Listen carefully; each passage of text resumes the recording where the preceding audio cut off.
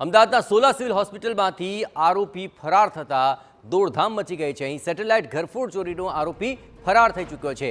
અર્જુન રાજપૂત નામનો આરોપી પોલીસની નજર ચૂકવીને ફરાર થઈ ગયો।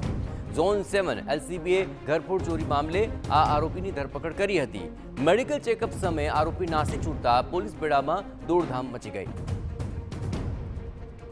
વધુ વિગતે વાત કરવા જોડાઈ રહ્યા છે સંવાદદાતા મિહિર સોની। મિહિર, આ આરોપી ફરાર થઈ ચૂક્યો છે, કઈ રીતે ઘટી આ ઘટના અને હવે શું તજવીજ? ઝોન 7 ડીસીપીનો એલસીબી સ્કોડે ઘરફોડ ચોરીનો આરોપી જે સેટેલાઇટ વિસ્તારમાં 45 લાખની ઘરફોડ ચોરી થયો હતો તેનો આરોપી અર્જુન વિનોદસિંહ રાજપૂત કે લીધો આરોપી છે તેની ધરપકડ ગઈકાલે જ કરવામાં આવી હતી અને ત્યારબાદ તેને સોલા સિવિલ હોસ્પિટલમાં મેડિકલ માટે લઈ જવામાં આવ્યો હતો અને તે સમયે પોલીસની નજર ચૂકવી અને આ રીઢો આરોપી જે અર્જુન રાજપૂત છે તે ફરાર થઈ ગયો છે।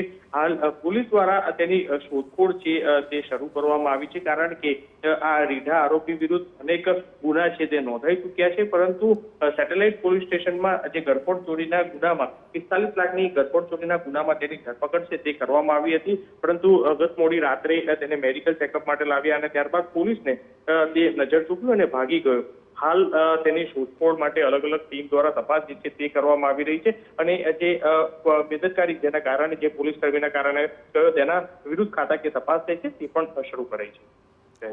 આભાર મિહિર। તો આખરે તમામ ગતિવિધિઓ પર આપ નજર રાખતે રહેજો। આખો મામલો હવે તે નાસી જતા દોડધામ થઈ ગઈ છે અને આરોપીને પકડવા માટે હવે તજવીજ હાથ ધરાઈ રહી છે।